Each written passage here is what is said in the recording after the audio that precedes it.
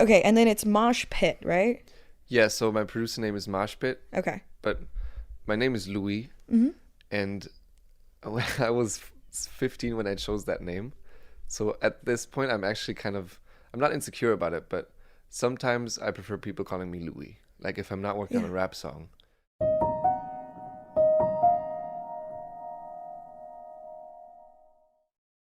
Hi, I'm Sidney, here with MoshPit, also known as Louie, at Penthouse Recording Studios NYC for an exclusive interview with Seven. How you doing today?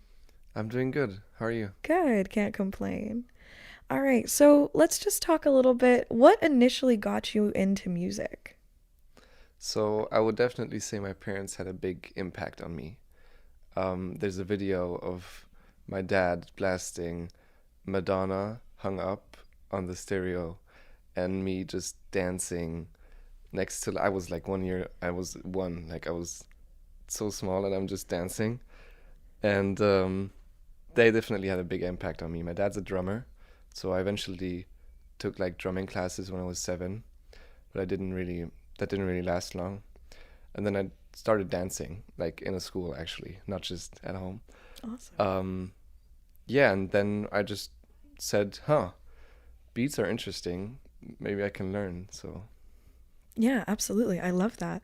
So when it comes to production work, I know you said your dad is a drummer. Producers have different elements within the beat that they work with. What are some of your favorite elements to work with? Are you more of a melody person? Are you more of a percussive person? Talk me through what are the elements that you like to work with hmm the most?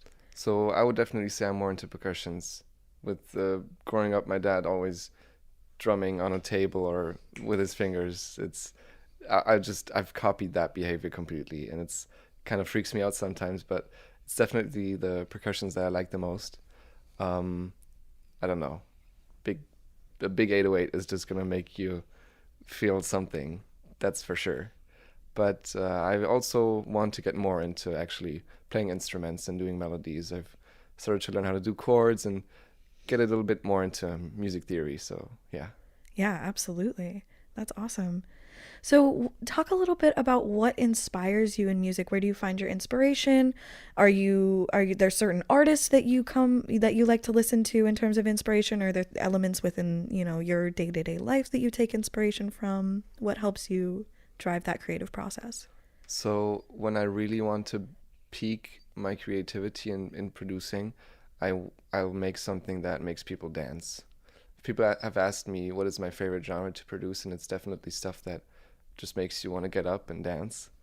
But it doesn't have to be dance music. It could also be like dancehall, reggaeton, or EDM.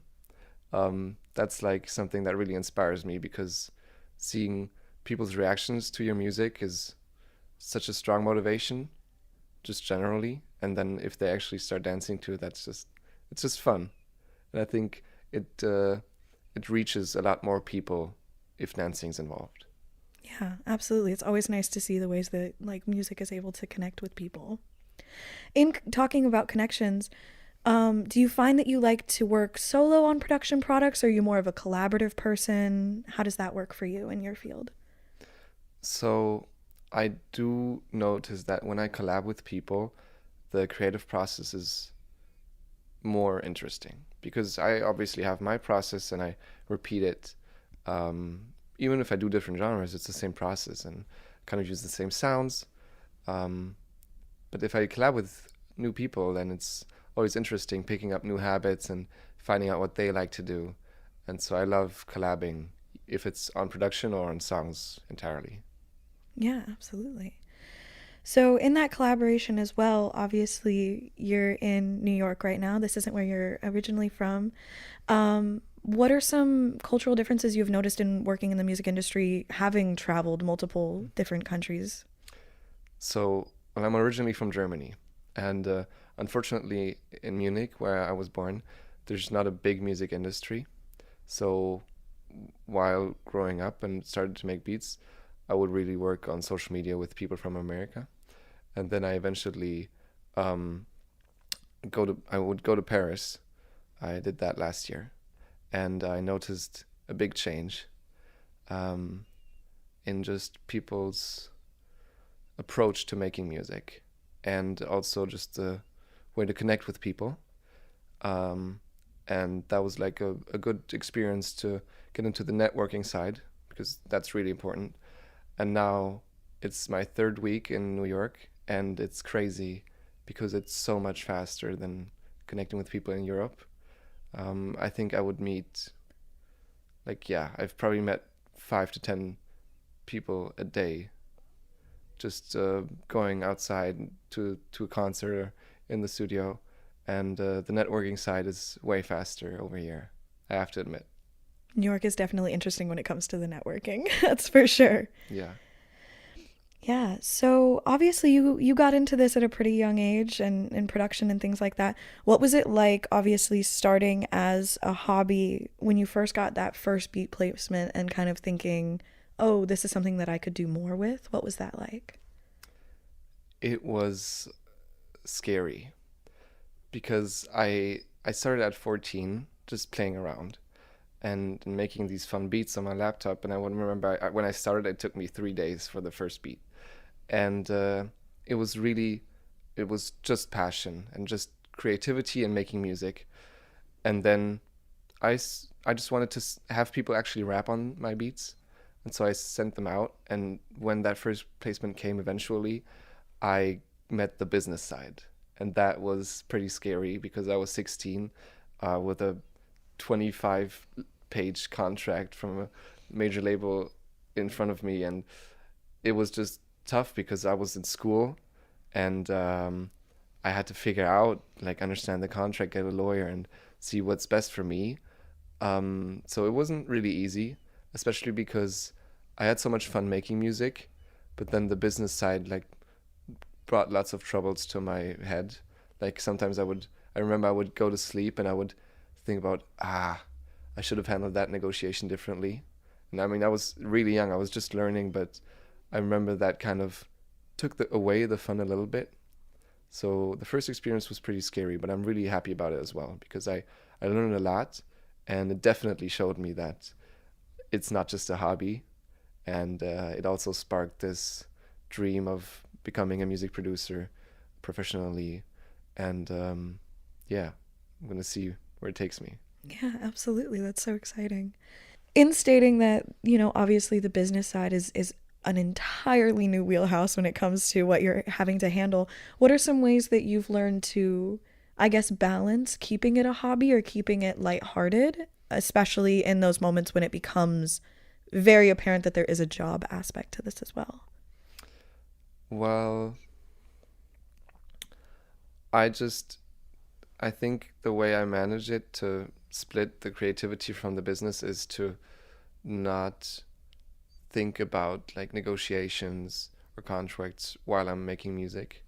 I mean, sometimes I make beats and I think, oh, this could fit for this artist, but I'm really just thinking about, okay, I want to make a song. I want to make cool music that reaches lots of people.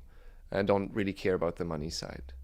And I think the way I found the fun again in making music is actually um, telling myself I don't need to live from this right now. And I'm really thankful that I have this privilege of being able to travel and make music without having to live from it. I don't need a placement every month to make money. And that just gives me lots of freedom.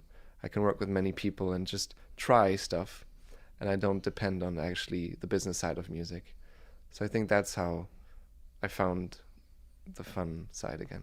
Yeah, absolutely. That does allow for a lot more freedom. I'm glad you were able to find the fun in that again, Hmm. because I know that's definitely a hard process Yeah, for some it's people. tricky. What is something that you would say to somebody just getting into production or the production side of the music industry? I would say try stuff and just try as much as possible. Me having started with a young age, it was great because I didn't have to choose a job yet, so I just had lots of freedom. So I encourage young people to try as many creative forms as possible before having to choose a job. But even generally for people getting into production, just try stuff, and even if it's weird, um, and even if you don't like it, I think somebody out there will probably like it. So don't be too hard on yourself and just try new things out. Yeah, it's definitely all subjective, that's for Yeah. sure. Yeah. So, can you walk us through a little bit of what your creative process is exactly? And do you have a favorite DAW to work out of or digital audio workspace? Yeah, so I'm on FL Studio. That's, I think, the way that most people start, and I haven't switched yet, even though the others are pretty cool too. I think the whole DAW war is pretty like it's nonsense to me. Everything is cool. We're just making music. Um, but to talk about my creative process, I mean, it changes for every genre that I make. Like if I'm making a trap beat, I'm definitely gonna start with an 808. That just gets it going straight away. Um, but with R&B, I probably want to lay down some chords if I'm making the melody by myself, and then like find the right snare, and it always changes. Whatever works, honestly. Yeah, absolutely. So, obviously, you've gotten, a decent way in your career so thus far, but there's a lot longer to go. What are some goals that you have or some artists that you would love to work with that maybe you just haven't gotten in the room with yet? My goal is to make music that outlives me and that reaches people um, beyond like my existence. So even if one day I'm dead, then my music still is out there. So that's the big goal. And I don't really focus too much on working with particular artists.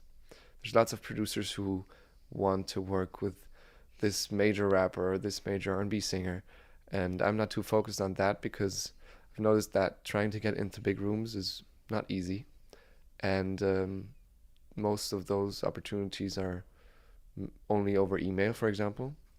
And what I prefer is a real creative experience and exchange. So I'd much rather work with a small artist that's completely unknown, but really understand what they want to do and how I can like contribute to that project. And so I don't have a big artist that I want to work with, but I'm excited to work with lots of upcoming artists in the future. Yeah, absolutely.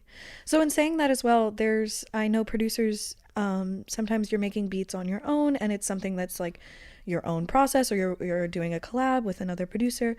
Or there's other scenarios where an artist comes to you with an idea or a vibe or lyrics and things like that, and you kind of have to create this idea or this feeling out of scratch. Do you prefer working with the artist and like working on that together as a collaborative piece, or do you prefer creating the beat on its own and then seeing the final product later on from the artist?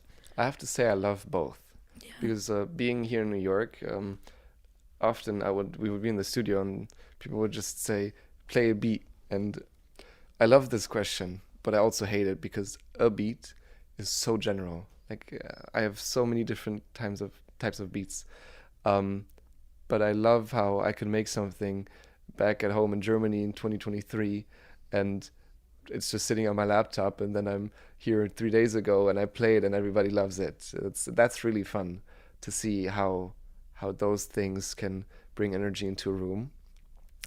But I also love collaborating with artists and having them come to me with an inspiration or idea, and trying to figure out how we can make it work. I actually just did this yesterday with Siri. Shout out to you. She's really cool, and we're gonna try to do a song with Hey Siri from Apple and use like a bunch of Apple ringtones and just wordplay and maybe even shoot in the Apple Store. It could be pretty cool. We'll see how it goes. Um, but I have to say that I kind of use that to advertise myself. Words. Yeah, I use it to advertise myself. Basically, I go up to artists and say, "Hey, I can make custom stuff for you. Let's try and find common ground and see what you like, what I like." And I just do that quite often. And sometimes it just gets too much, where people are like asking me for custom stuff every week, and then I'm at that point like I want to do my sound as well. So I like both, not too much of either side. Yeah, absolutely. Having a good balance is always important. So obviously, you say that all of your music that you make, you like it to be something people can dance to, right? Rather than being genre based. Are there certain genres that are easier for you to create versus like, or what are some of those genres that are easier for you to create, and what are some of those genres that are a little bit more difficult for you? Just kind of talk us through, what you like working on specifically in terms of genre based work. Hmm. So, I mean, I started with rap beats, and you can't dance to rap beats, so I'm not too much into that anymore. But because I did that for a long time, that's like something I could really do in like 10 minutes, which is pretty crazy if you think about a song and it's done in 10 minutes or 5 to 10 minutes. Um, but that's also like, there's not that much fun involved anymore. If it goes that quickly, then is there really that much creativity behind and passion? So nowadays, I do take my time if I produce rap. Stuff that I need a long time to produce is probably the EDM direction. EDM is so complex, and just being here, the word EDM kind of annoys me because it's so like there's so many different subgenres, and the production is so versatile, and there's so many aspects to it. So when I produce EDM, I that's it takes me longer. Yeah, definitely. Yeah, that's definitely understandable. All right. Well, thank you so much for your time here today. What are ways that people can keep up with you? Do you have different social medias or different platforms that you work off of? How are people able to find you? Things like that. So I'm mostly on Instagram. It's like the biggest platform that I use. You can find me on at MoshPit Addicted, and yeah, I'll be posting there on new songs or collaborations. Great. Do you have any new projects or anything like that that you want to shout out, or that anything coming up that you want to talk about and kind of give those final words on? Definitely. There's a project that I worked on with a good friend of mine in Paris who's called Lunatic. His artist name is Love Lunatic, and we did an EP called Flexo. It came out in December last year, and we tried some new things. It's pretty fun. So go listen to that. And then there's lots of stuff on the way with people from Paris, people from New York as well, I hope. So yeah, Absolutely. Well, thank you so much for your time, and I can't wait to see what you do with the rest of your career. thank you too. Thank you.